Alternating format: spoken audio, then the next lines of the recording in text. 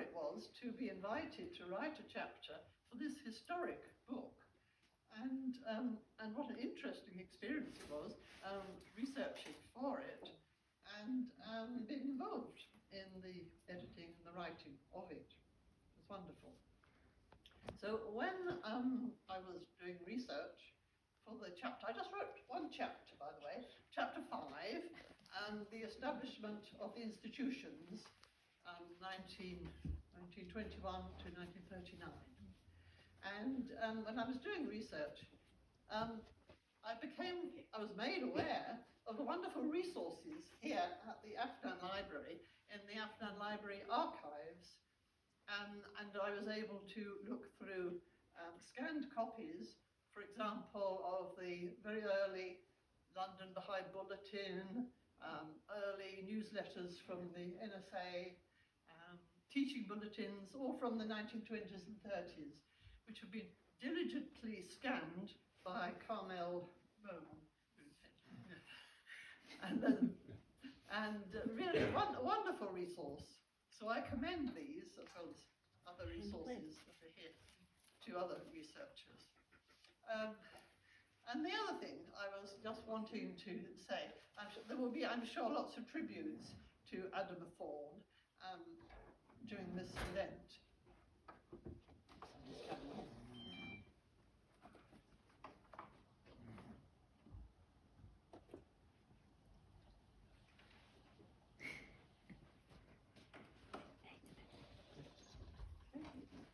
It's not a surprise party for us.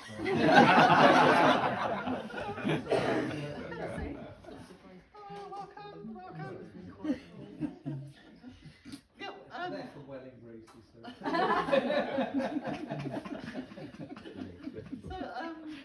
I'm sure there will be lots of tributes to dear late Adam Thorne.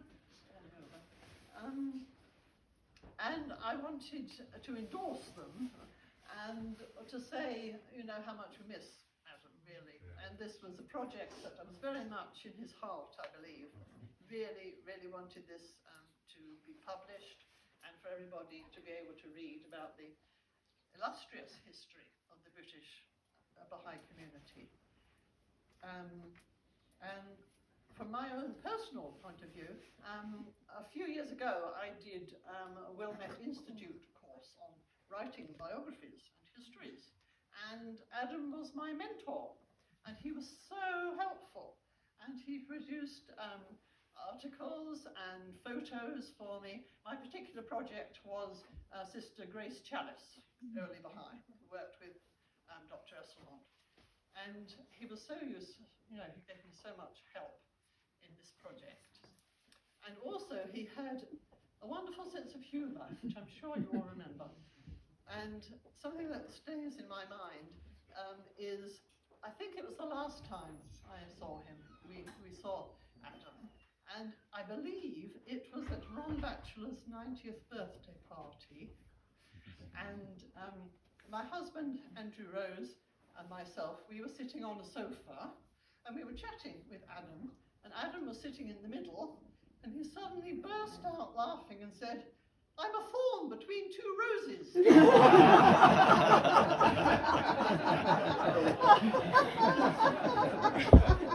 the punchline.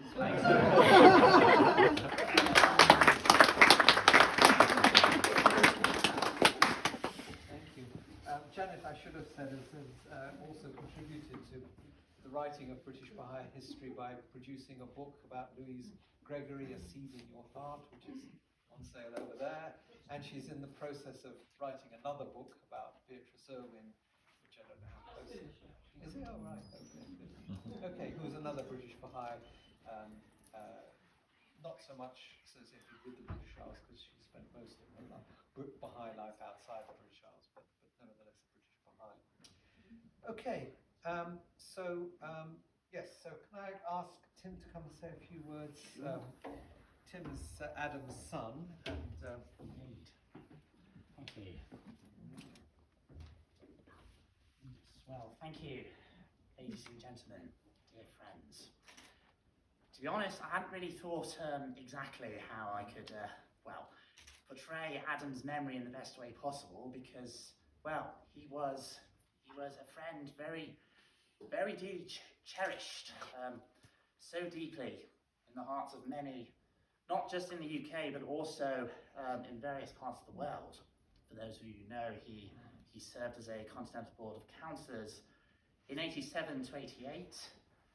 He also served on the Auxiliary Board for, I can't remember exactly the years, but quite a number of important ones, and also on the High Council for England. So even before this project came to his mind, he was, I'd like to think, very much solely in touch at the core of many affairs within the faith to, well, I think to gain great insights as to how you can properly portray any histories, any accurate information.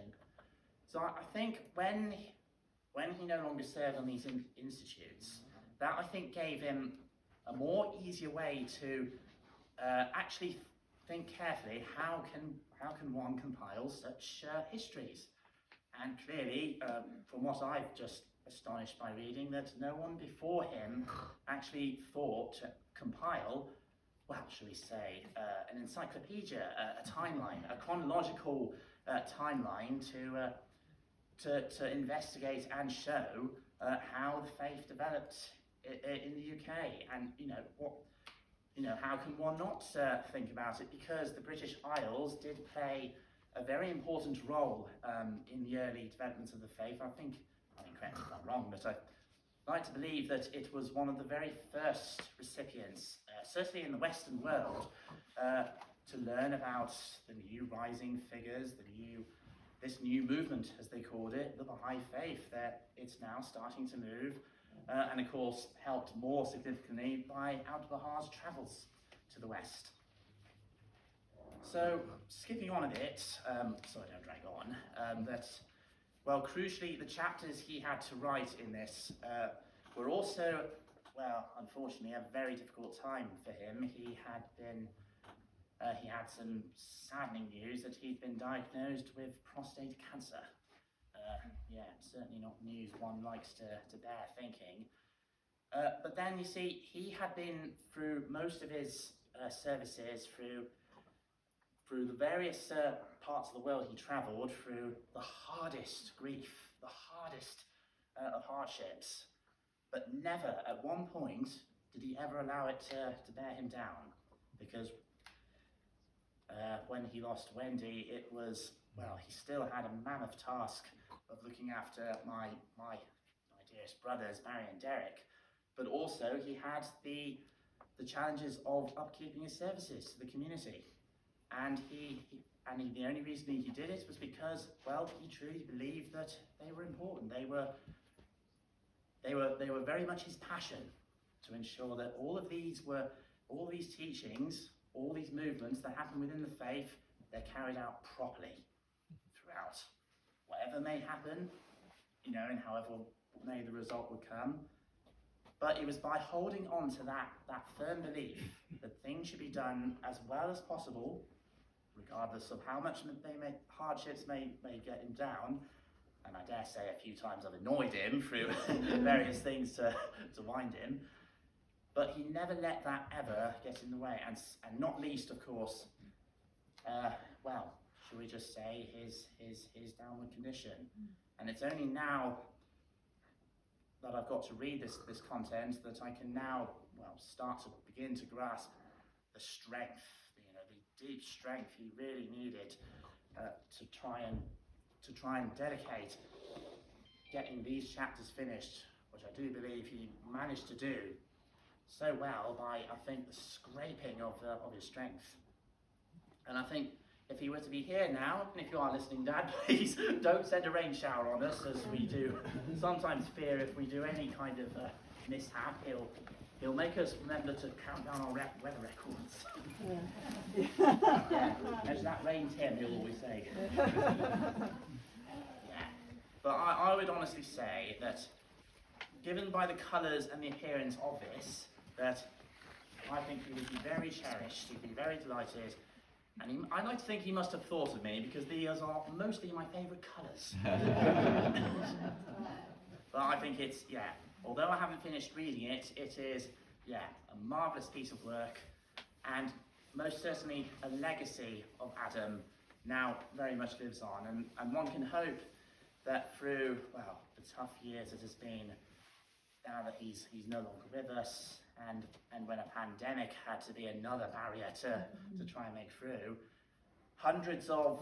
many hundreds of condolence letters later, I can probably happily say now is a moment to really happily cherish his memory, and to hope that what we read today will certainly be marvelled by what will hopefully be some many positive years to come.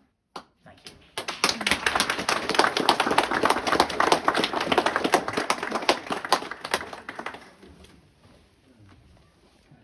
Yes, and I'd like to add my own comments about Adam to what's already been said. The things that struck me about Adam in particular was first of all, his enthusiasm. You know, he was enthusiastic, driving things forward, always positive, and always on the look. When he came to the library here, he would sort of be rummaging through things, and then suddenly we'd get a shout from him, "Come and have a look at this!" And you know, he was always enthusiastic and always finding things and always enthusiastic about what he found. And also when he'd been collecting material for British Baha'i history for many, many years. I really don't know how long, like more than 10 years, before he actually started physically writing the book. Unfortunately, it was only shortly after he started writing the book that he discovered that he had this diagnosis, and obviously that he was going to write the whole book, but he felt that he just couldn't do it, and he was on the point of giving up. So I said to him, "Well, look, let's work on it together and see if we can get something together in time for this centenary year, because that became our aim, to get it out by this year." And he worked on his chapters, and I worked on some chapters, and we got more than halfway through the book. Well, in fact, he'd finished 3 chapters, and I had got well into 4 chapters. I hadn't finished 4 chapters because I was doing them simultaneously across all 4, but I got well into 4 chapters at the time that he passed away. And so, in order to get this book out,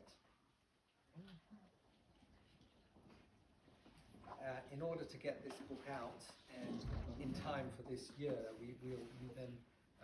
I then decided to recruit Janet and also Earl Redmond to write 2 chapters, and that would then get the book out in time for this year.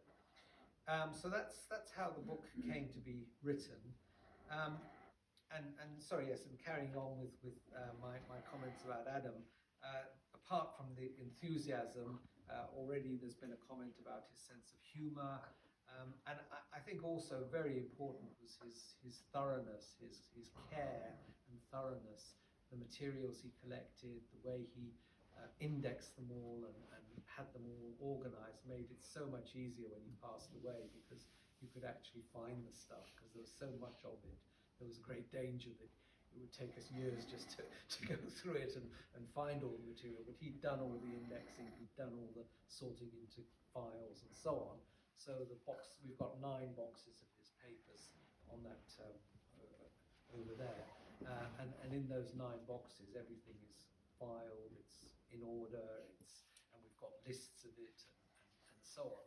So it became much easier then to write the rest of the chapters of the book, because I could go to, when I asked Janet to write that particular chapter, I could go to the material in Adam Thorne's papers, and he had most of those on computer file as well, so if I could send over to Janet lots of stuff. And I did the same for the chapters that I was writing, and I did the same sent to Earl Redmond the material for the chapter that he wrote. So, you know, the core of the book was Adam's work, even though some other people wrote some of the chapters. He'd done the research that was the groundwork for it. I think I don't want to say very much more because I just see what the time is. Yes, that's right. I think we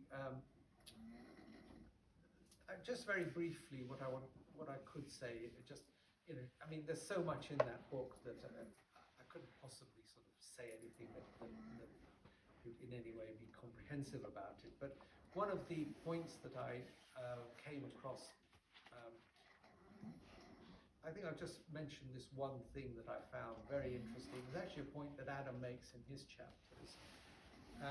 And that was that the British Baha'is, all through the 1920s and into the 1930s, were doing everything they could to, talk about the faith, spread it, have public meetings, put advertisements into the newspapers. They were sort of doing all the right things, but not getting very much in the way of results. It was very. I mean, if you look at, I've actually drawn in the book. Have I drawn in the book? No, I think it's actually in the book. But anyway, if you want a graph of the growth of the British Bahá'í community, it starts off obviously at 0, grows very slowly, and then there's a spurt up, and that's around the time of Abdu'l-Bahá's visits to this country. There's a sudden spurt, and then it flattens, and there's absolutely no growth from the First World War, in other words, immediately after Abdu'l-Bahá's visit here, 1915, to more or less 1940, 44. It's absolutely flat in terms of numbers of Baha'is. We've got voting lists of for the NSA. We've got the voting lists. We know how many adult Baha'is there were. We don't have lists of the children, but adult Baha'is absolutely flat. It's about 100, just over 100, all the way through that period. And then suddenly there's another spurt up from 1944 to 1950. You get another spurt going up, both in terms of the number of LSAs, because the number of LSAs was also flat during all of that period, and then both the number of Baha'is and the number of LSAs goes spurting up. And I asked myself the question, well, why was it? Why did that happen? And the answer I came up with, and this is also, Adam writes about this in his chapter, I think the most convincing answer is not that anything to do with technique. It wasn't. The Baha'is were doing all the things like having firesides and having public meetings and advertising, all of those things they were doing before this. And even, travel teachers going round and all of these sort of things they were doing before this growth during the 6-year plan. What it seems to me changed in the 6-year plan was the, the relationship, the attitude of the Baha'is towards Shoghi Effendi. Up to that time, Shoghi Effendi was the head of the Baha'i faith, and obviously anything he said was, paid attention to and was published in the journal and so on. But it's very noticeable that the tone changes, the attitude towards Shoghi Effendi changes from that of obedience of him as the head of the community, as the head of the Baha'i community, to an attitude of love. That's very marked change of tone, of the way that the Baha'i journal is put together. All of a sudden his letters become the central focus of the journal, and then after his letters, there's letters from the NSA reflecting on his letters, then there's a letter from the NTC talking about how we can put this into action, and so on. So the whole thing becomes centered on Shoghi Effendi's letters. And for example, you then start seeing the Baha'is using the term the beloved guardian, for example. That comes into, it's not that it was unknown before that date, but in that period, everyone starts talking about him as the beloved guardian. So it seemed to me that this change of attitude from just obeying as head of the faith because they're the head of the faith to actually a relationship of love, which was obviously reciprocated by Shoghi Effendi. That was what actually gave the Baha'is the energy and the dynamism, the determination to push through and get these goals achieved, and quite a large number of people became Baha'is in that time. A large increase in the number of, a five-fold increase in the number of NSAs, a four-fold increase in the number of Baha'is during that 6-year period was all, it seems to me, a result mainly of this change of attitude. And of course, we can reflect on that in terms of what our attitude towards the Universal House of Justice is. So that's just a very brief comment and statement about something that I learned from reading this book.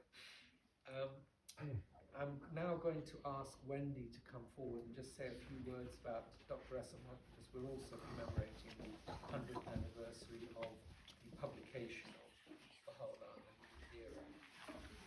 and the New Era. So thank you very much for inviting me. I am actually Rob Weinberg tonight. This is he's written a very wonderful paper for the Association for Baha'i Studies, which he'll be giving next weekend. If there's still spaces available, if you'd like to hear it, and other presentations through that the Baha'i Training Center. You can get that there. Before I actually say anything about Dr. Esslemont, I just want to first of all acknowledge the participation of people from many places. Thank you so much for coming and supporting. Many authors and many people who are significant in the faith, particularly the members of the National Spiritual Assembly who've attended today. It's really a privilege to have you here, and to remember that this is the 100th anniversary of the establishment of that National Assembly, which in those days, of course, also included Ireland until 1972. So we have a shared history with the Irish Baha'is, and the National Assembly was very privileged to have the Irish Baha'is attend a meeting recently with the UK National Assembly, at which we were commemorating together our joint beginnings. And of course, Dr. Esslemont was also a member of that very first National Spiritual Assembly.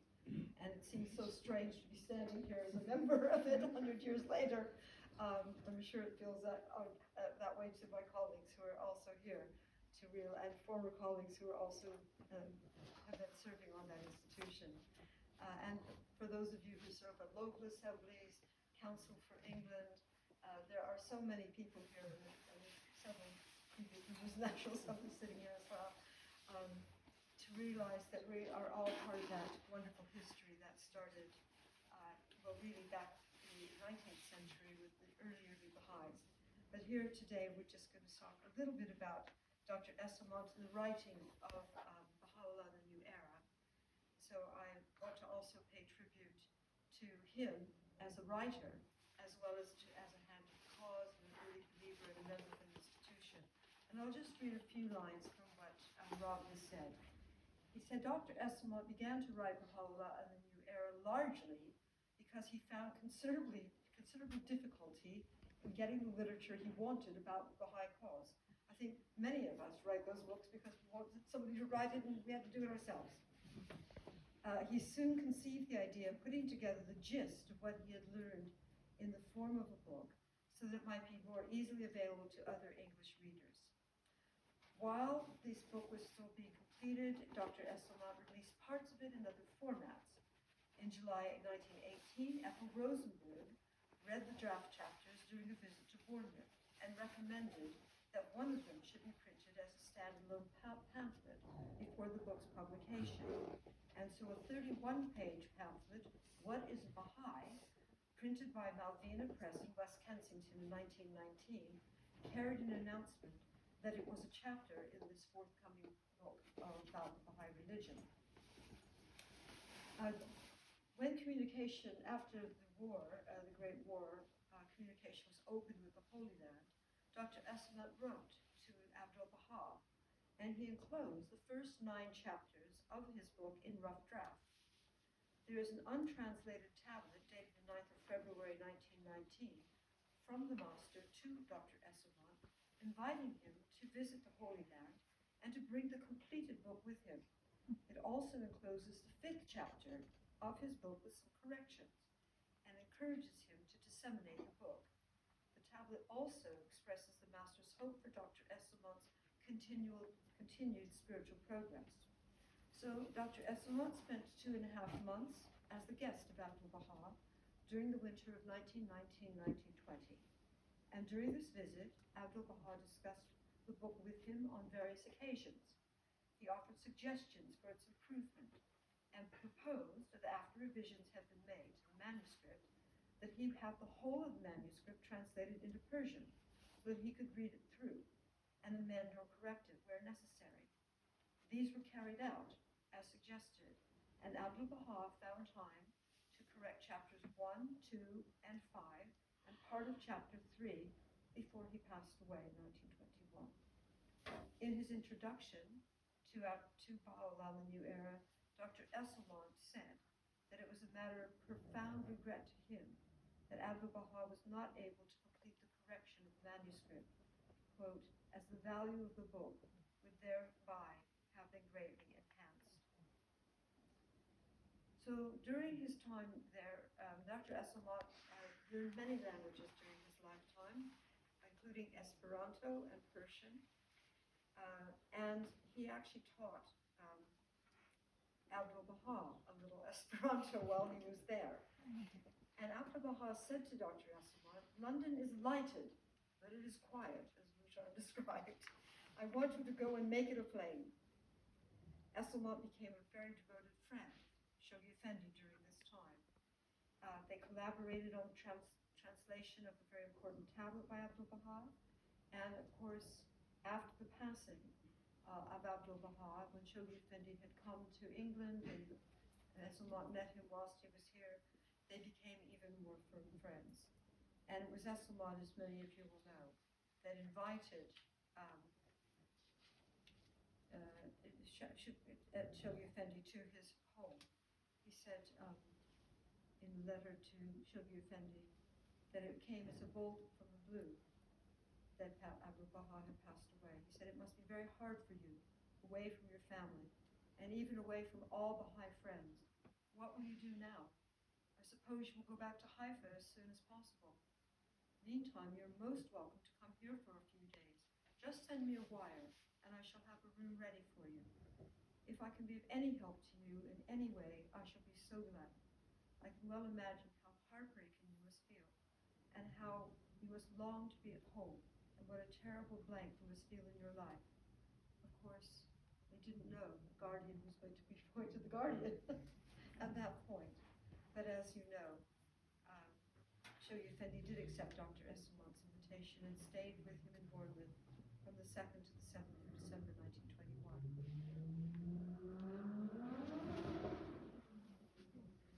The relationship between them, as I say, carried on, and the book itself was influenced by that relationship. In 1923, Dr. Esslemont received a letter from Shoghi Effendi responding to another draft of the book and praising his efforts in translating original sources as well as the overall presentation and argument of the book. The Guardian suggested some alterations to the manuscript. And for those of you who are involved in publishing and writing, he also suggested an interesting transliteration system for Dr. Esslemont to use in the book and for future publications, saying that he strongly urged you to follow the transliteration system in your printed book, that it may serve as a correct example to future publications. One of those was the underlining of the letters SH in certain words and the dot under the D. There are many others as well, of course, that we're all now very familiar with. The book itself describes Esslemont's understanding of the institutions of the faith and of the component parts of the Baha'i religion, and how it begins to function with efficiency and vigor. And he describes even the New World Order. He had a very good grasp of the teachings. Of course, Dr. Esslemont, as we mentioned, also had a role in the creation of those institutions, and you can read about that part in Janet's part of the book, how Shoghi Effendi Esslemont had responsibility there. Just trying to be a little bit more brief here, because I know you're all hungry and like to get things. apart from Shoghi Effendi, another great champion of the book was Martha Root, and she found it an excellent teaching tool. And it was that book that she gave to Queen Marie of Romania in 1926. And who told her that she had been reading it with great interest. It seems that Queen Marie had already been aware of the book. She wrote in her diary that her friend, Roxa Weingartner, a Dutch-born actress and a lifelong friend of hers, that she had described, kept a copy of by her bed. And in her first open letter to the Toronto Daily Star in May of 26, Queen Marie described Bahá'u'lláh New Era as a glorious book, love, goodness, strength, and beauty, affirming that no man could fail to be better because of his book. So through Martha Root, again, this book was translated into many languages. She took it to Warsaw to have it translated into Esperanto by Lilian Sonnenhoff.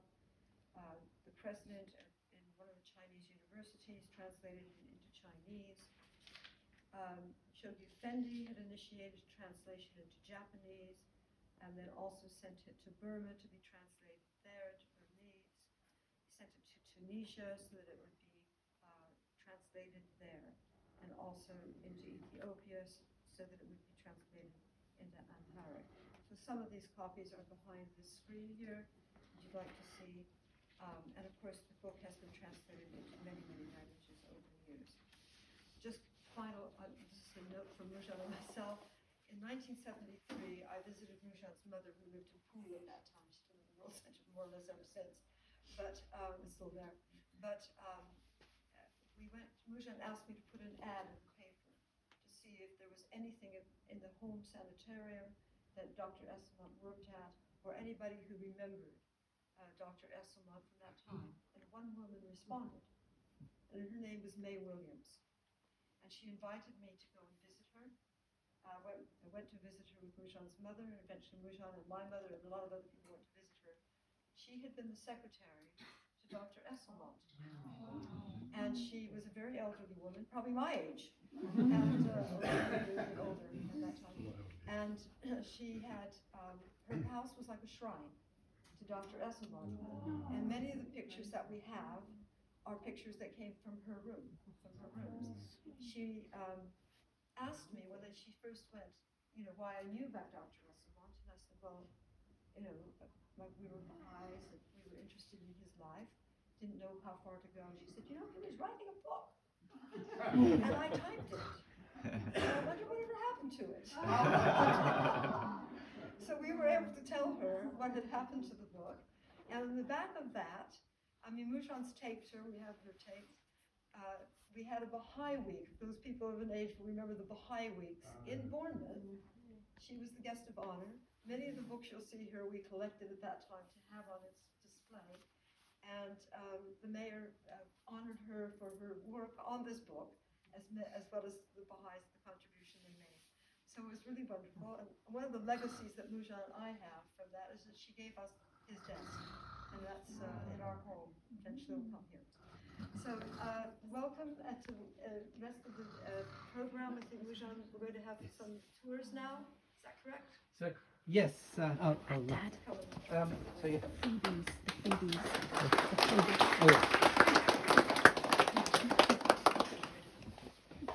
Okay, so the rest of the afternoon I will do perhaps more than one tour of the library and just give you a background of the library and so forth. There is, we've got quite a number of copies of Bahá'u'lláh the New Era, which we're giving away if people want to take them to give out to their friends and so on. There, at the back there. There's food at the back, and anything else I need to say? Help yourself to tea and coffee. And copies of the book here for sale, and other books for sale from George Ronald in this first alcove. And if anybody needs the loo, it's back there, and there's one upstairs as well. Yeah. So thank you all for coming. I know some of you have come a long way, and I'm really, really grateful for you for making the effort to come. Just Sign the guest book. Oh yes, he signed the guest book. It's there in that alcove on the left. Books for sale, first alcove on the right. Sign the visitor's book on the left. Food at the far end. Displays of photographs and artifacts here on the way down to the food. And then well, actually the display upstairs I will take you through when I The signature. the book. There's a small display of a few books upstairs. Okay, thank you very much.